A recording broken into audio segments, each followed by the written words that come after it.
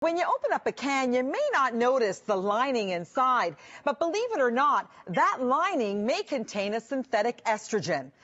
Bisphenol A is big business here in the United States. It is estimated that the chemical companies produce 7 billion pounds of it a year. This is a chemical that the people who put it into plastic were insane. His name is Dr. Fred Vom Saal. He's a professor of biology at the University of Missouri. This is a chemical that in 1936 was considered for use as an estrogen drug. Then in the 1950s, some tricky chemists found that they could link this chemical together and it creates a hard, clear, glass-like plastic. And this glass-like plastic is sprayed into cans we buy every day. The only problem with that is the plastic is then made from a sex hormone.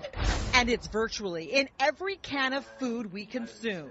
And according to Dr. Vom Saal, bisphenol A is a big problem because he says it leaches into the foods we eat. And then the food that's in there is full of this sex hormone.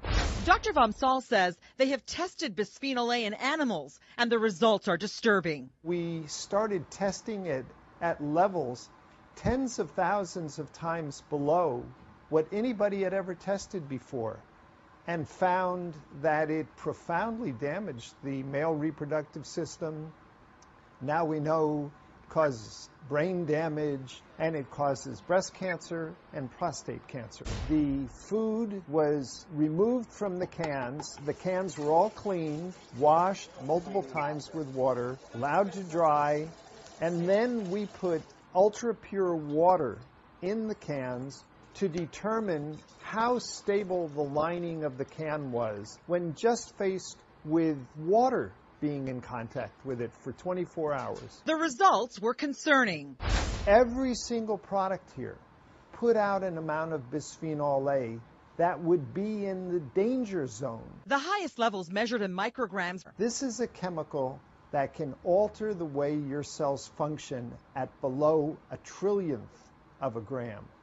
1 million times lower than this. Dr. Vom Saal says when he places bisphenol A leached water into a test tube with breast cancer cells, the cancer cells multiply rapidly. These amounts would massively stimulate these cells. There are 700 published scientific studies about the health effects of bisphenol A that the FDA has never gotten around to looking at.